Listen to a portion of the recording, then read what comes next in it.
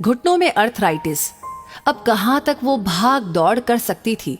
फिर भी कामिनी रसोई में लगी थी। छुट्टियों में कामिनी के बेटे बहू आ रहे थे। कामिनी को रसोई में ढेर सारे पकवान बनाने थे। साल में एक बार बेटे बहू छुट्टियों के बहाने ही सही 4-5 दिन साथ में रहने तो आते ही थे। छोटे बेटे सुयश की पसंद की कसूरी मेथी वाली मठरी, बड़ी बेटे यश की पसंद के बेसन के लड्डू। बहुएं भी कामिनी के हाथों के पकवान की तारीफ किए बिना नहीं रहती। छोटे पोते को कामिनी के हाथ की बेसन की पापड़ी बहुत पसंद है, जिसे बनाने में बहुत ही मेहनत और घंटों लगते हैं। वहीं पोती को गुलाब जामुन खाने होते थे। 4 दिनों से कामिनी एक पांव पर खड़ी होकर सबके लिए पकवान बना रही थी।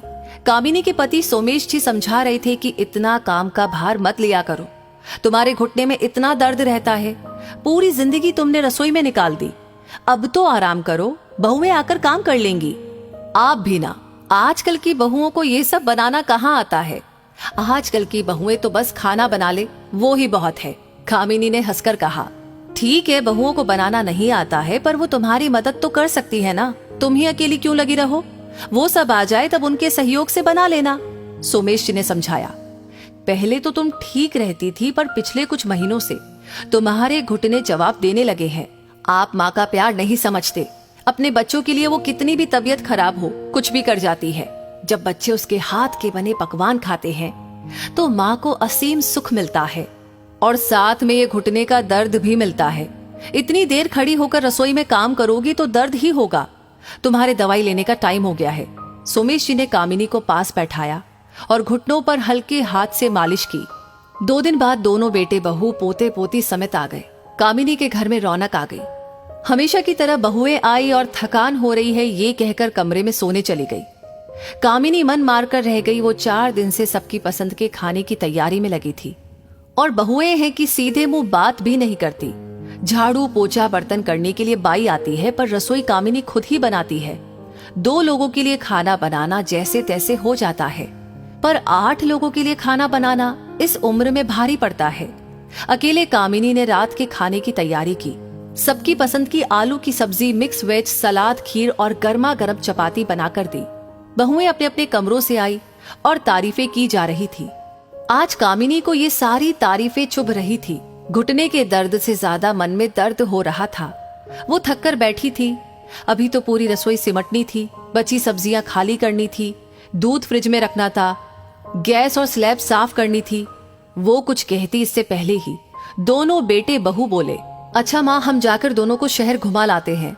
दोनों बच्चे सो रहे हैं, आप प्लीज देख लेना। पिंकी को रात को दूध चाहिए और सोनू के कपड़े बदल देना, वो ऐसे ही सो गया। कुछ खाए तो खिला दीजिएगा।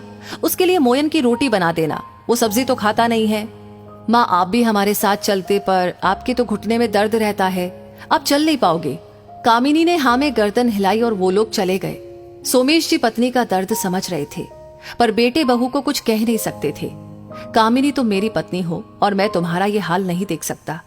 तुम कब तक ऐसे ही सबकी इच्छाओं की पूर्ति करती रहोगी, सबके लिए काम करती रहोगी। रसोई के काम बहुत होते हैं, खत्म ही नहीं होते हैं। तुम अकेली ही लगी रहती हो। 3 दिनों से देख रहा हूँ, अकेले ही कॉफी, दूध, नाश्ता, खाना सब तुम बना रही हो। बहुओं के सामने मुझसे भी मदद नहीं लेती, ऐसा कब तक चलेगा। इन तारीफों से घुटने का दर्द नहीं जाएगा। इतने लंबे समय तक रसोई में खड़ी रहती हो, पैर कितना वजन सह पाएंगे। हाँ जी, आप ठीक कहते हो। बहुएं रसोई बना नहीं सकती तो क्या हुआ, समेट तो सकती थी, फ्रिज में सामान तो रख सकती है। दोनों वर्किंग है तो क्या हुआ, अपने घर में भी तो काम करती है, पर यहाँ आकर मेहमान बन जाती है। इतनी मदद तो मेहमान भी करवा देते हैं। बेटों को लगता है कि माँ हमारे साथ घूम नहीं पाएगी क्योंकि घुटने में दर्द रहता है। बेटे कभी ये नहीं कहते कि इतना दर्द होने के बावजूद भी मैंने इतने लोगों का खाना बनाया। ये नहीं कहा कि माँ आप आराम करो, तुम्हारी बहुएं कर लेंगी। कामिनी सुबकते हुए बोली, हाँ कामिनी, वो गलत है ही, पर तुम्हें एक बात समझा रहा हूँ। अपना ख्याल खुद रखोगी तो दूसरा भी रखेगा। मैंने कहा था हम वहीं चलते हैं, पर तुम तो मानती ही नहीं हो। ये घर मुख्य घर है, सबको यहीं आना चाहिए। कुछ दिनों के लिए हम वहां चल लेते हैं, तो इस बहाने तुमको भी आराम मिल जाएगा और कुछ जीवन में बदलाव आ जाएगा। अगले दिन दोनों बेटों ने मिलकर पिकनिक का कार्यक्रम बनाया। छोटा बेटा आकर बोला, माँ कुछ पराठे और आपके हाथों के भरवा बैंगन पैक कर देना, साथ में वो मठरी, बेसन के लड्डू, बेसन की पापड़ी और गुलाब जामुन भी। पराठे थोड़े ज्यादा बना देना, क्योंकि शाम को देर हो जाएगी आने में। कामिनी ने पहले सुना, फिर बोली, सुयश, सारा खाना बन जाएगा, पर तुझे तो पता है कि तेरी माँ के घुटने दर्द करते हैं। तू ऊपर से दोनों बहुओं को भेज दे, हम मिलकर खाना बना लेंगे। अभी तो तुम 9 बजे तक जाओगे, बहुएं भी उठ गई होगी। मैं भरवा बैंगन बना दूंगी, पराठे वो दोनों मिलकर सेक लेगी।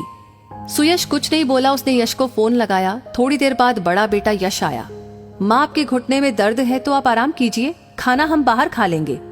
अब वो दोनों भी वर्किंग है, दोनों को छुट्टियों में ही आराम चाहिए। यहाँ भी आकर रसोई में लगा दे तो उनको चेंज कैसे मिलेगा? हम बाहर ही कुछ खा लेंगे। सुयश ने हाँ में हाँ मिलाई। कामिनी फिर बोली, अच्छा है तुम लोग खाना बाहर खा लोगे, पर तुम्हारे पिताजी और मैं क्या खाएंगे? हम दोनों की तुम्हें जरा भी परवाह नहीं है। पत्नी के आराम और चेंज की परवाह है, पर माँ के घुटने के दर्द की जरा भी परवाह नहीं। उम्र हो गई तुम सबकी पसंद का खाना बनाते बनाते, कभी अपने लिए कुछ सोचा ही नहीं।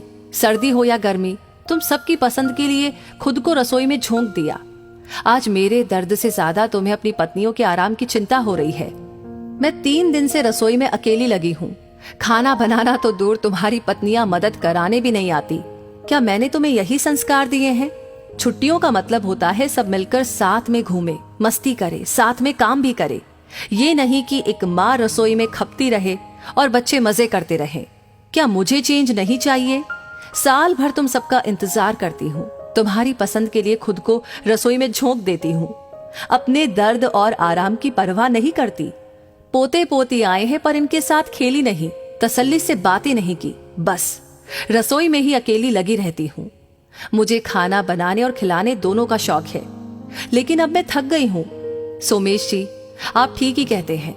मैं अपनी परवाह करती तो ये लोग भी करते। मैंने कभी ना कहना सीखा ही नहीं।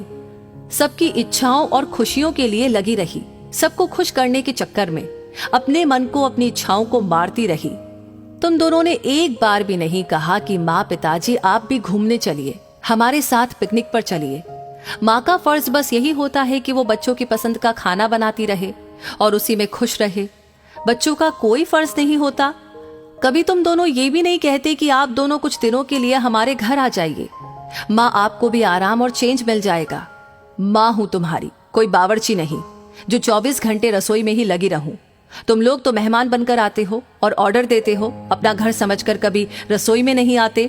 सालों से कर रही हूं, मायके में किया, ससुराल में, सास ससुर ननद देवर के लिए किया, सभी रिश्तेदारों के लिए किया, अपने बच्चों के लिए किया, बच्चों के बच्चों के लिए किया। अब नहीं होता। शरीर जवाब देने लगा है, ढलने लगा है। मेरा भी मन करता है मैं भी तुम सबके साथ घूमूं, कुछ पल सुकून के बिताऊं।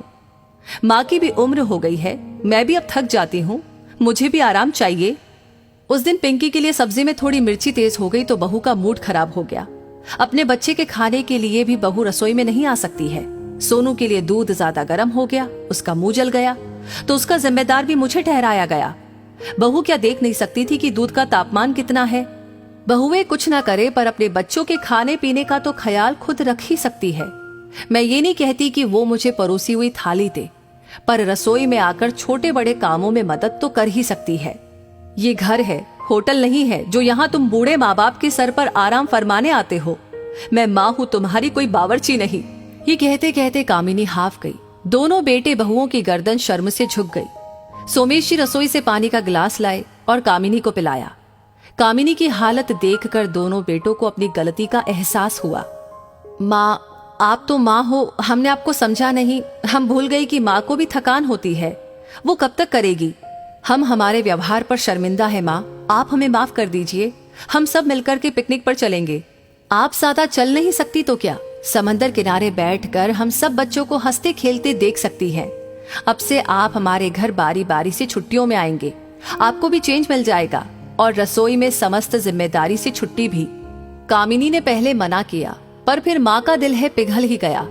वो और सोमेश जी भी बच्चों के साथ पिकनिक मनाने चल दिए।